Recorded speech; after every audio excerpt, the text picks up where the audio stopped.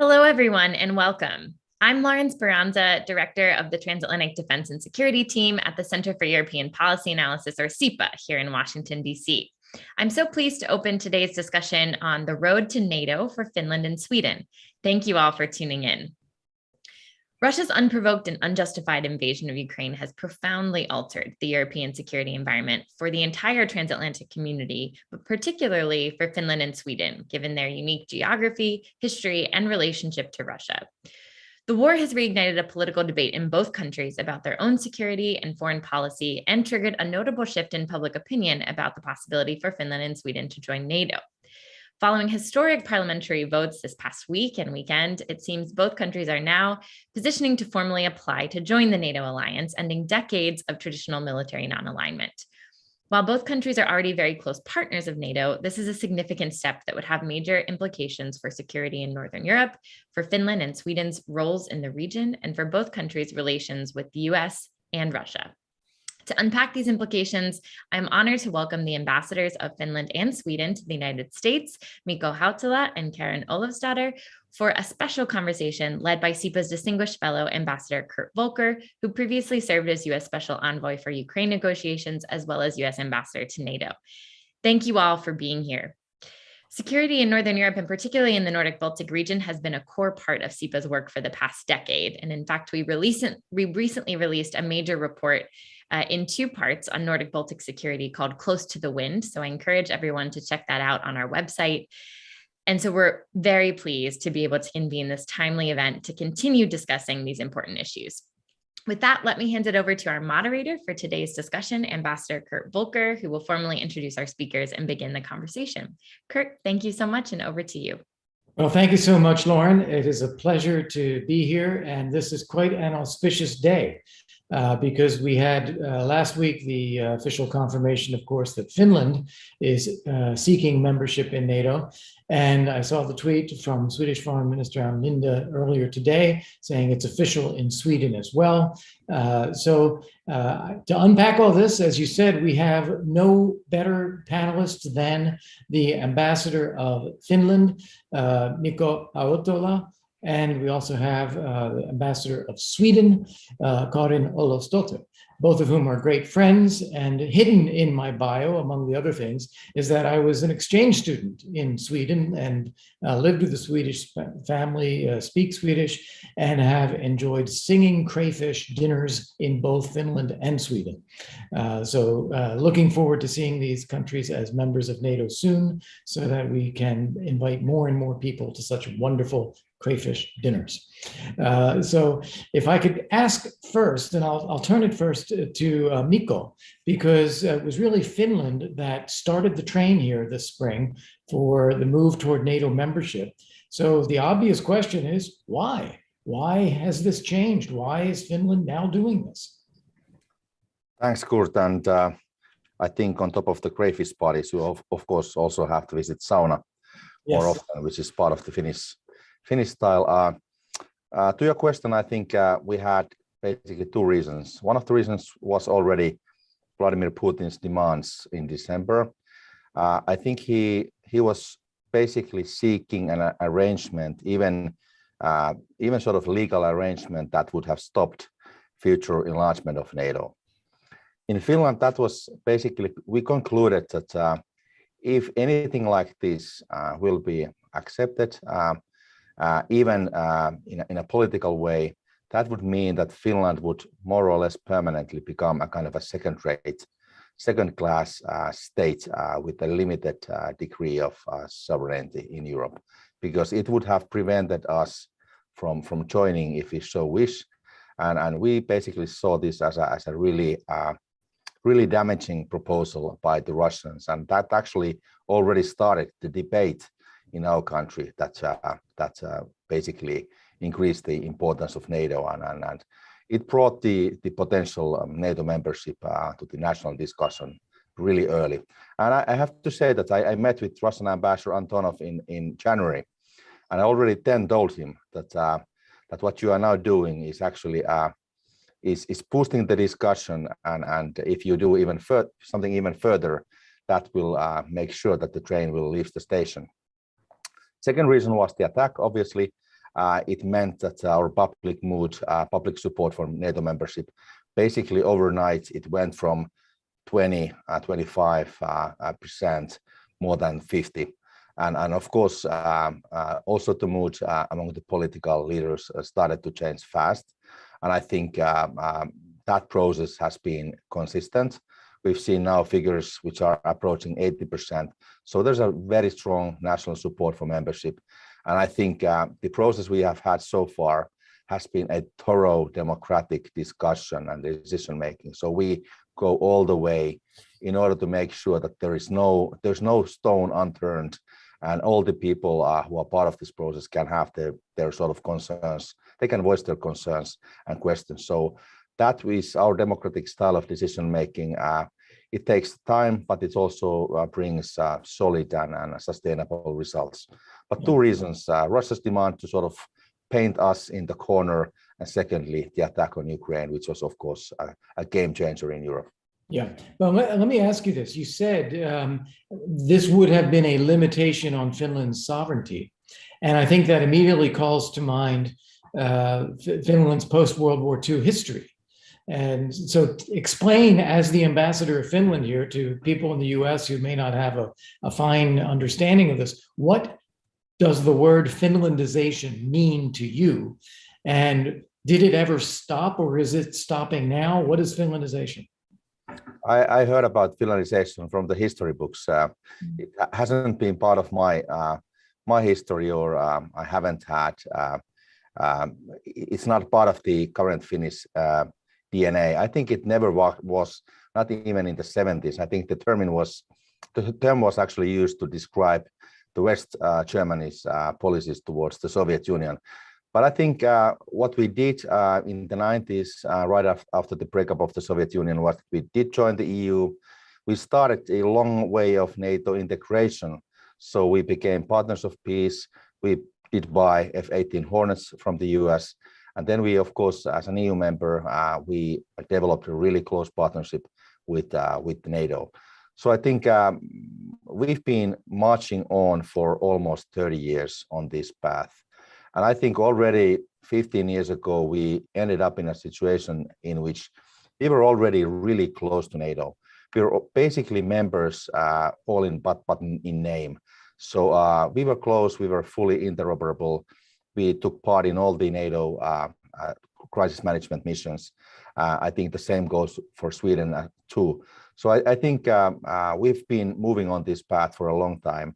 And of course, becoming a member is a major step, but it's only a step. It's not a leap from a neutrality or from a kind of archaic position. I think Finland has been on this path for decades, and I think it's also something that the Russians have, of course, noticed many years ago. Yeah, and then we'll come back to the Russian reaction on this, but I think that's an important point. There was, of course, right after World War II, we're now talking 70 plus years ago, this treaty of friendship, cooperation, and mutual assistance with the Soviet Union, relatively imposed on Finland at the end of the war, but it meant less and less over time. And with the collapse of the Soviet Union 30 years ago, it really ceased to have any meaning at all. And I think that's important for people here to understand, that for Russia to claim now that this is a surprise or provocative is really a revision of history as everyone lived through it. Karin, Sweden's history is quite different. We're talking about, in the United States, people say neutral. Sweden's a neutral country. And Sweden always objects to that as, no, we are non-aligned in peacetime, with a view towards non-alignment in war. And of course, that even changed over time. But we're talking a history of some 200 years. So would you explain why now, after 200 years of being a fairly successful country, why does Sweden decide that it's necessary to join NATO? Well, thank you so much for having me, of course, and it's a great pleasure to join the screen with my dear Finnish colleague as well, because we really do this hand in hand. Because our security situation is, of course, closely linked to each other, but coming from very different backgrounds, I would say. So, yes, we have been neutral in a way. We were from 1814. Short story is, we got a king. Sweden had been in every war you could count on the continent for the last, I think, 60 wars since the year 1000 till 1814. So we were, a huge warrior nation. We were quite big power in Europe. We lost a lot of it at that time. We lost Finland, for instance, in those days, 1809. But we got a new French king. He thought he came to a rich country. He didn't, because we had been in all these wars. So he decided he wanted to be a peace negotiator in Europe. So he claimed Sweden neutral so that he could have a role on the international stage as a peace negotiator. So this became part of our DNA and our tradition, and there were lots of wars, of course, in the 1800s raging Europe as well. We stayed outside of those.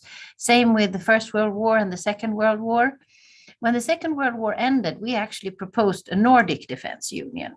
But then when the United States decided to join and NATO was formed, our Danish and Norwegian friends decided that's where they wanted to belong. We were, through our history, closely linked to Finland. And Finland had this friendship pact, as you described. So there were many reasons why we decided when the Cold War started that we would stay militarily non-aligned and neutral.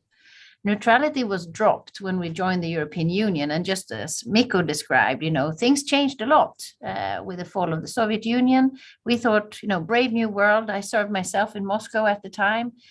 In the mid-90s, we thought it would be different. So our defense spending went down. We used to have a defense, spending of 4%, 3 to 4% during the Cold War. So brave new world, we not dismantled our defense, but brought it down.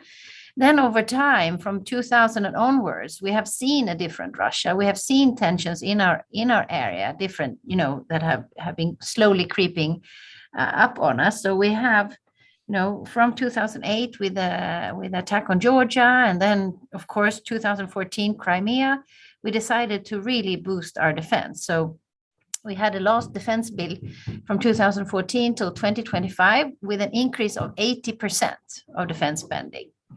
And given what has happened now, we have just taken a decision on 2%. And this, because as Mikko rightly pointed out, the debate started in Finland. But once it did, it really caught on in Sweden as well, that this is probably the time for us to change our security policy. And really the attack on Russia, on Ukraine changed it all. And that's where our politicians come from. So it's been a discussion in Sweden. We have, just like Finland, presented a report that was issued Friday describing our security situation. There have been discussions within the Social Democratic Party. A lot of the other parties had already decided that they were for a membership. But the Social Democratic Party decided yesterday, actually, that they were for a NATO membership. Today, we took a government decision that we will join NATO. So the process is done in Sweden. We have had a parliamentary debate today. So today is a huge historic day. I almost choke on it. Ending our kind of security policy doctrine that we've had for so long. And this is, of course, something we regret, but it really comes, not that we are joining NATO, that's what we really want to do. And it has, just like in Finland, huge parliamentary support. But that, there's a war in Europe. We need to do this to be more secure. Yeah. Would you be specific on that? What is it about Russia's attack on Ukraine that has changed things in Sweden? Well, it's totally unprovoked attack on a sovereign democracy in Europe. It's an extremely brutal attack, not respecting any international law. And as your mother should say, you're not allowed to do this. You're not supposed to attack someone else and hit them. I mean, this is just awful. So this has really shown what the Russians can do. And this is our neighborhood.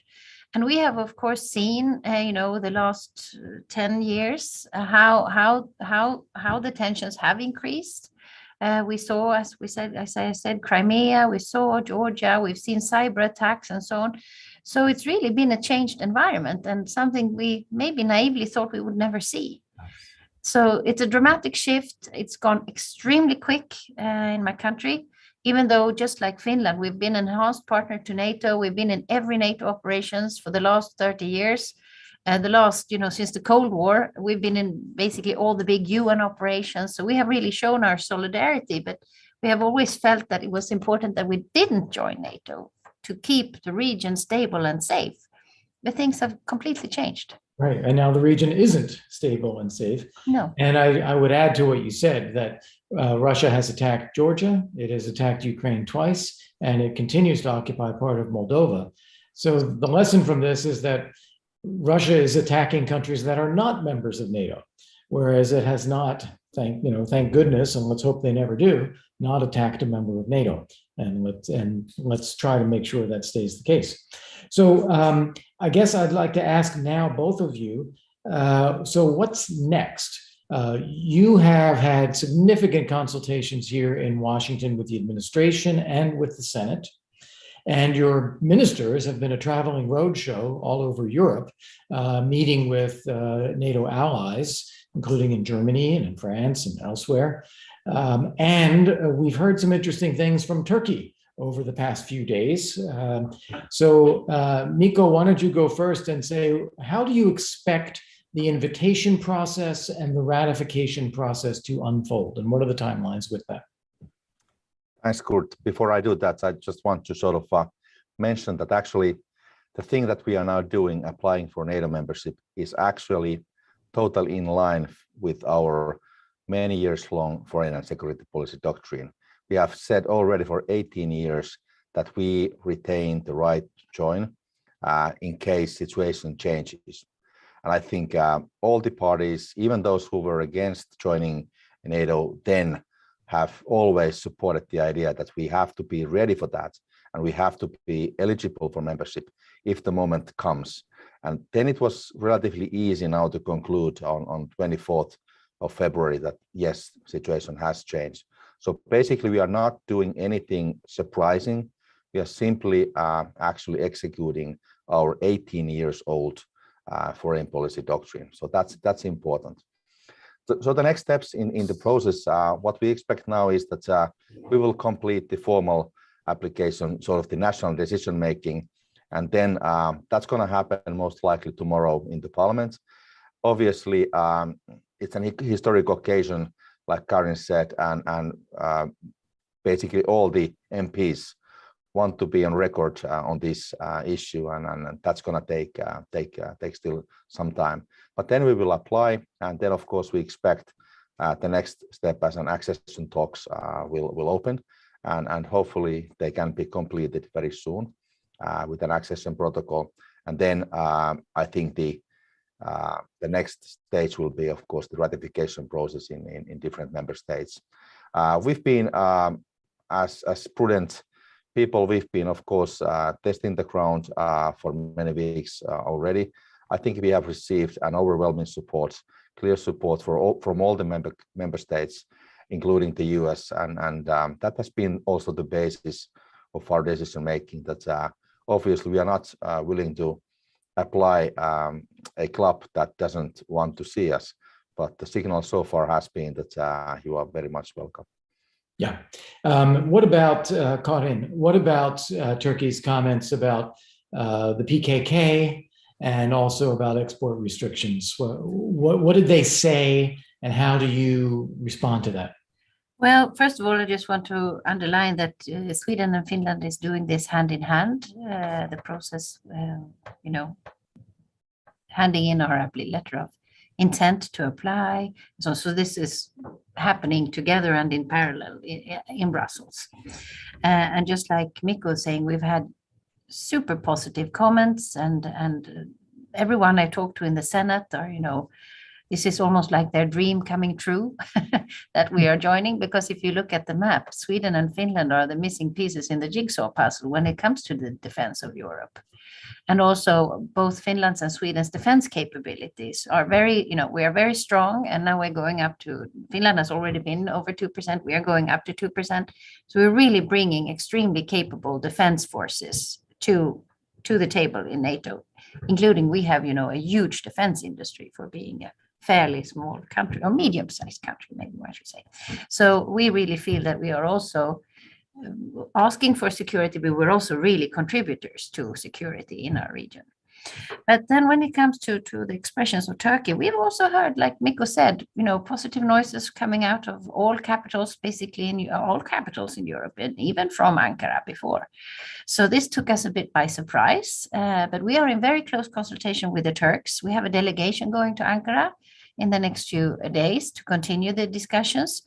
So we will see, but we are positive and have a positive outlook on this. And if from our part, these are whatever they are talking to us about, it's not linked to us applying to be members of NATO.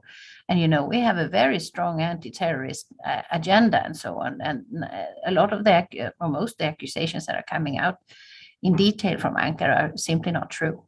Mm-hmm. So you're optimistic about just talking through that? Yes, we will talk it through with our. When do you think the ratification process would be complete? Well, that's hard to say, but everyone we've talked to are really emphasizing that this will go very quickly. And I think there's even a competition among at least our closest neighbors and also United States, who will be first to ratify. And as I have underlined, and Mikko as well, for us, it's of course extremely important that the United States Senate comes out early, because this, with big support numbers, which I really expect there to be, because this sends a very important signal both to Russia, but also to the other member states that the United States is really looking favorably on us joining. Yeah. And as I understand, Senator McConnell is either in or was just in Finland and Sweden in the past days. And my understanding is, as yours, that unlike in previous ratification processes where the US was towards the end of the queue, in this case, there's an intent to go quickly and probably well before the midterm elections. What has Russia responded to this news that Finland and Sweden will be seeking NATO membership? And is there any increased risk or threat to Finland and Sweden from Russia as a result? Perhaps I can start this because we are closer to Russia. Basically, you deployed your tractors, I know. Yeah, well, we have also something else than tractors, but basically what we see is that we have been, as I said, Finland has retained the right, we called an option to join the NATO for almost 20 years. So the Russians have followed that. And since I was before at the US, I was the Finnish ambassador to Moscow. So I've been in part of these discussions for many years. So definitely the Russians have always kept in mind that this might happen one day. They have always said consistently that that would be against the Russia's interest. But they have also said, I think they have said throughout this spring also publicly that they wouldn't see it as an existential problem. That was said by Putin's spokesperson, Mr. Peskov, already more than a month ago. And our president, Niinistö, had a phone call with Putin on Saturday. I think the conclusion was clear. Putin took it, obviously he is against that. He says that it's not consistent with Russia's interest. But at the same time, he said that it's not a direct threat to Russia's security. And I think he has confirmed that today in CSTO summit. And we expect that this line will most likely continue. At the same time, we have to say that we are prepared for different scenarios. We have seen some media influencing. I think the Russians may have concluded already well in advance that any attempt to sort of try to influence our decision making by using rather crude propaganda tools would only backfire. And frankly, we haven't seen much of that. We might see some operations, cyber, some sort of irregularities, but so far, and I spent the first week of May in Helsinki, the mood is cool, calm, collected. We don't see any sort of activity that would be of major concern to us. So it seems to me to be the case so far that Russia is there's going to be a response, but most likely it's going to be a rather long-term thing, depending on how things go forward and what kind of developments take place in the Northern Europe. So that's the situation right now. If I can chime in on that, I mean, we Yes. also have not seen any particular, heightened threat level. But, just like Mikko said earlier, this is our national right to decide on our own security, architecture. Then, of course, if we want to join NATO, that's our decision. Then, of course, we have to be welcomed in NATO, but, that's not our decision. So, as we know, we are warmly welcome. So, first of all, it's not for Russia to tell anyone what kind of security arrangements you should have. That's our own prerogative. And we will not be intimidated. And as I said, we are really strengthening our defense. We have since November really heightened our awareness and our preparedness. So we are both aware and prepared for this. And so we have also been in discussion with Boris Johnson was just in Sweden the other day. We've been, both our prime ministers were just in Germany, meeting the German government. We have gotten, assurances from a lot of our closest neighbors that, of course, there are no formal guarantees in this kind of interim period, but they are really prepared to do everything they can to help us if something should happen. And that's also, of course, a dialogue that we are having with the United States. And we are ourselves really also contributing to, really raising the threshold for any kind of malign intentions or attacks, or if that's on the cyberspace or whatever there is. So, and also Russian propaganda, it doesn't really stick in Sweden. And I'm sure it's the same in Finland. We're not really susceptible to it. At least that's what we think. Of course, not where we have been fooled already, if we have. But, this is, I think people just get upset, get angry. So it's really counterproductive. There was just now outside the Swedish embassy in Moscow, a big poster. I think it's in a couple of bus stops in Moscow, like we are not Nazis, they are. And then they had Astrid Lindgren, the author of Pippi Longstocking and all those stories, extremely popular in Russia. Ingvar Kamprad, the founder of IKEA, our old king, Gustav V, who died in the 50s, Mm-hmm. And of course, that's not really taken seriously. Oh. But so we are aware. Pippi Longstocking is definitely a seditious personality. Yeah. Well, maybe more so Carlson. But they did say something about deployments to Kaliningrad and possibly nuclear readiness or nuclear targeting of Finland and Sweden. Is that just huffing and puffing? Well, of course, we have to take it seriously, given what they have already done in the Ukraine. So it's nothing that you can just lightly brush aside. But, I guess we all assume that there are already those kind of tactical nuclear weapons in Kaliningrad. Exactly. They already now, Mikko has told me many times, how they used to be deployed along the border to Finland, but that they are not there right now. I mean, their capabilities are used in other, in the Ukraine. So, of course, we have to take that seriously. And over the last years, we have really seen increased presence over the Baltic. There was just, fighter jets over Gotland, again, going into our airspace, and our armed force.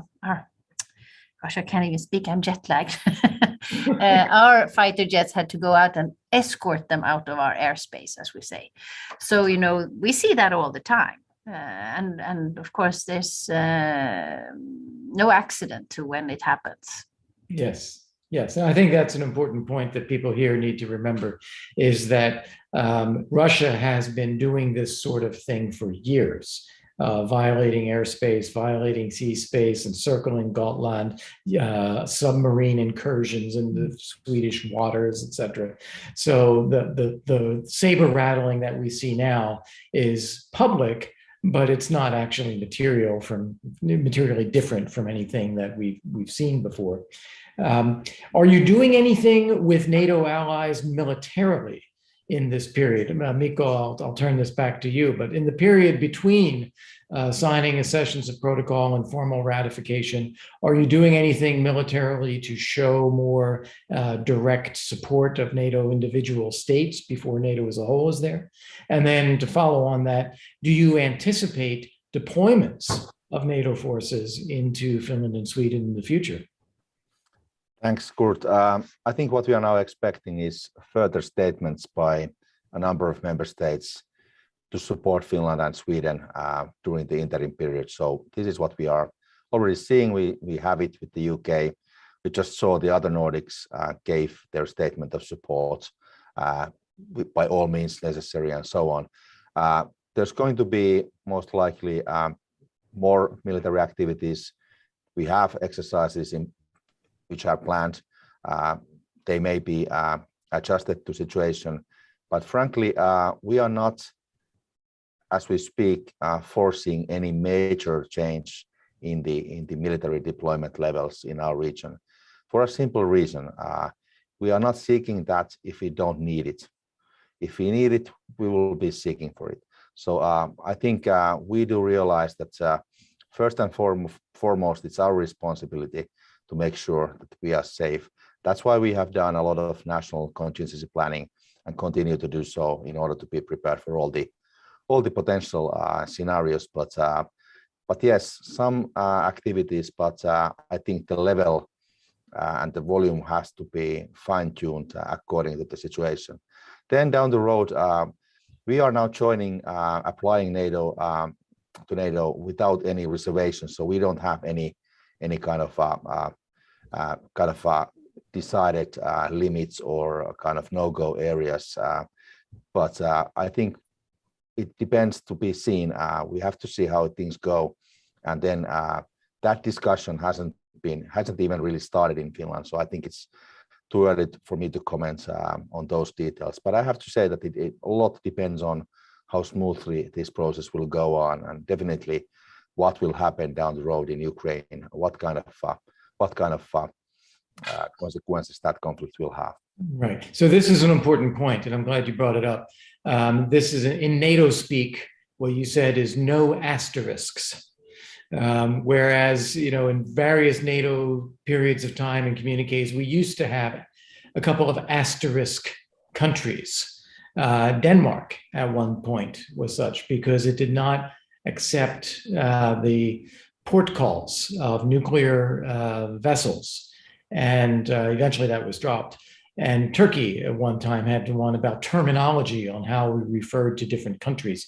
But you're saying no asterisks is the Finnish intent here. Karin, is that your understanding of Sweden's intent as well? Yes, it is. So we're very like-minded on that with Finland. And then, of course, there is a debate, a political debate in Sweden, because there are two political parties who does not want to join NATO. So there is a discussion on the nuclear capabilities of NATO and so on, but we will apply to a full membership, just like Finland, with no asterisks. So that's important to say. And then also, just like Mikko said, we are prepared for this, and we don't have, as I said earlier, we are raising the threshold ourselves. So we have, for instance, reinforced our military presence on Gotland, the big island in the Baltic, and lots of other things. We also have a new agency, the Agency for Psychological Defense, which is something we dusted off since the Cold War. And we have a new total defense concept, which we are also something we had during the Cold War, which we scrapped, and we are now reinstating as well. So that's like a whole of society defense concept. Mm-hmm. And this is something that's, of course, really very important these days, because we don't know if there is a threat from Russia. It's most likely, maybe our banking sector or something like that. It's probably not a classic military threat. So all this is going on as we speak as well, and we are in dialogue with various countries on what would their support look like in an interim period. Yeah. I want to comment on that total defense concept, because this is also something I don't think Americans are familiar with very much. When I lived with a Swedish family in Sweden in the 1980s, the father in the family had a gun closet and some serious military rifles in the gun closet, and would go and do his service on one weekend a month or something like that as part of this total defense concept. Whereas we tend to think of a very pacifist, neutral country, non-aligned, etc. Sweden was very prepared for self-defense. And Finland has, it's become a matter of lore in Finland, how prepared the Finnish population is for total defense, and how they held off the Soviet Union during the Winter War back at the end of World War II. So this is an important concept. And it brings us to Ukraine, which is where I want to leave the conversation, because I have the two of you, and I can't fail to ask you something about Ukraine. Ukraine has, in practice, implemented a total defense concept as well. They have armed the civilian population. On Sunday, the foreign minister was quoted saying they're aiming to get the level up to 1 million people under arms because they are doing exactly that. But as we look ahead, you're both experienced, you're knowledgeable, you've served in various places. How do you see the war in Ukraine ending? And Karin, you go first, and then Mikko.